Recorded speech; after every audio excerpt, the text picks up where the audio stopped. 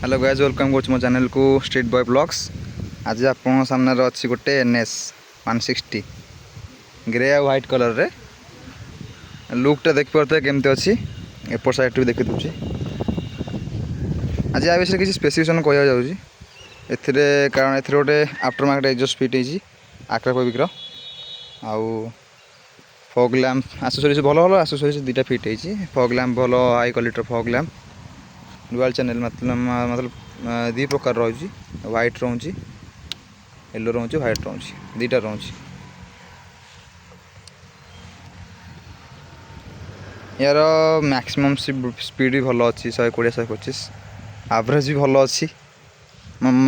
आपको इंस्टॉल कला पर भी आक्राफोबिक इंस्टॉल कला पर भी फुल सिस्टम देखो फुल सिस्टम इंस्टॉल कला पर भी यार माइलेज भल अच्छी किसी खराब नहीं 40 भाया माइलेज दूसरी 160 है 40 भाया माइलेज दूसरी।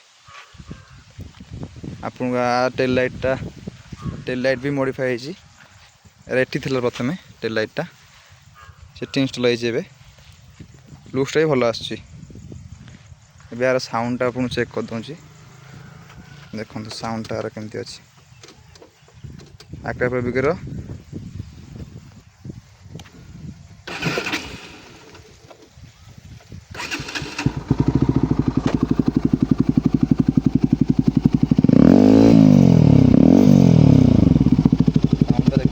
बढ़िया साउंड अच्छे यार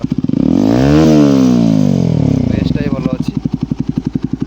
एति देखो ये मेसीन मो सांगटार यहाँ गोटे फ्रेंड्र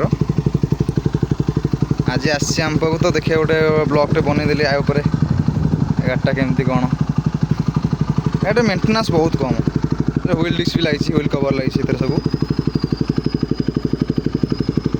भल लगे लाइक एंड सब्सक्राइब करूँ मो चैनल को स्ट्रीट बॉय ब्लॉग्स रही।